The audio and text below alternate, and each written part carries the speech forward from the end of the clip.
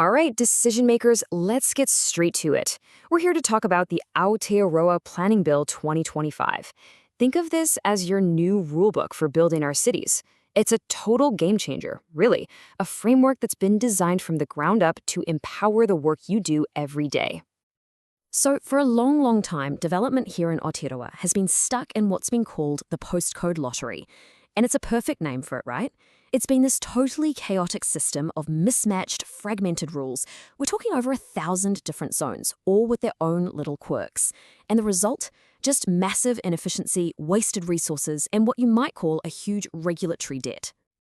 Well, the Aotearoa Planning Bill 2025 is here to just dismantle all that complexity. We're basically doing a full system upgrade. Imagine going from over 1,175 different confusing rulebooks to just one, a single universal code base of about 20 national standards. And let's be clear, this isn't just some minor update. It's a complete overhaul, giving us one clear planning language for the whole country. Okay, so this is more than just a change in rules. It's a massive philosophical shift in how we think about development. We're moving away from what you could call a culture of permission and stepping into a culture of adherence. Yeah, this quote really hits the nail on the head. We're essentially installing a new operating system for our cities, one that's objective and performance-based.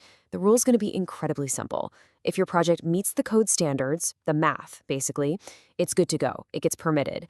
And that, right there, provides a level of legal certainty that we just haven't had before. So how does this all fit together? Well, you can think of it like building blocks. The foundation, the biggest part, is this universal base layer of national standardized zones. We'll call them NSCs. That's the core. Then, on top of that, regions can choose to add optional overlays to protect local character. Things like heritage sites. And then, for those really rare, unique situations, there are bespoke zones. It's a pretty smart system, right? You get national consistency, but there's still room for that important local flavor. And here it is. This is your new toolkit. This is the menu of the core national standardized zones. I love the plug-and-play idea. It's like having a universal Lego set for the whole country. It doesn't matter if you're in Auckland or Christchurch, everyone is suddenly speaking the same language when it comes to development. All right, part one, the transit spines. So, how does this actually play out on the ground? Well, it all comes down to one really powerful, simple principle. Density follows frequency. What does that mean? It means building height is now legally tied directly to public transport capacity. Simple as that. Okay, so let's look at the top tier. The most intense development is now legally required along our biggest, highest capacity transport corridors. We're calling this the Category 1 or Spine Transit Corridor. This is where you'll see high-intensity, mixed-use development, right along rail lines and major busways. The details are super important here, so let's break them down. The trigger? Simple. Your project is within about 800 to 1,200 meters of a rapid transit station. The mandate? A minimum of 6 stories. And I really want to stress this. This is not a suggestion. It's the law. The rules even get into specific design types, like this hard shell soft core idea, which is pretty clever. It means the building itself acts as a sound barrier to keep those internal courtyards nice and quiet. Okay, so what about the next level down? That brings us to the Category 2 or Primary Transit Corridor. This one applies along frequent bus routes. And the goal here is a little different. We're talking about creating really great, walkable, medium-density, mixed-use neighborhoods. And this is where you can really see the focus on creating healthier places to live. Again, the trigger is being within 400 to 600 meters of a frequent bus route, and that means a 3-story minimum. But check out the other design rules here. This is what's so cool. We're talking mandatory 30-kilometer-per-hour speed limits and making sure there's enough soil for street trees to actually thrive. So it's clear the rules aren't just about buildings. They're about engineering safer, greener, healthier communities from the ground up. Okay, on to part 2, the residential matrix. Let's dive into the residential zones. The whole idea here is to give us a really clear, predictable code for living. Basically, a mathematical matrix that replaces all those old subjective arguments. So this table gives you the rundown of the 3 main residential zones: low-rise, mid-rise, and high-rise. Pretty straightforward.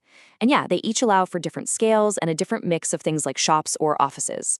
But the real revolution here is in the controls. We are moving away from vague stuff like neighborhood character and toward hard, objective numbers. Things like building coverage, floor space ratio, and even diagonal line limits to make sure people get enough sunlight. It's all about certainty. And here is where it all connects back. Remember that density follows frequency principle? Well, it applies here too. It's like an overlay on these residential zones. So if you've got a mid-rise residential zone that's near transit, boom, that triggers a 3-story minimum. If it's a high-rise zone, you're looking at a 6-story minimum. The system is designed to consistently and legally lock density and infrastructure together. It's a really core part of the whole thing. All right, let's bring it all together. What does this mean for you as decision makers? Let's quickly go over the key takeaways from your new rulebook. Okay, here's the bottom line. You're moving from all that subjective back and forth to clear, objective, mathematical standards. You now have a single plug-and-play rulebook for the whole country. That means real legal certainty for investment, which in turn unlocks development on a national scale. And crucially, density and infrastructure are now tied at the hip legally. This is huge because it means your focus can finally shift away from arguing over individual projects and towards the big picture strategic city building. Look, this shift from a culture of permission to a culture of adherence, it's probably the biggest change to Aotearoa's planning system in a generation. It really is a new rulebook for building a more resilient, more prosperous future. The code is written, the framework is there. So the only question left for you is, what are you going to build first?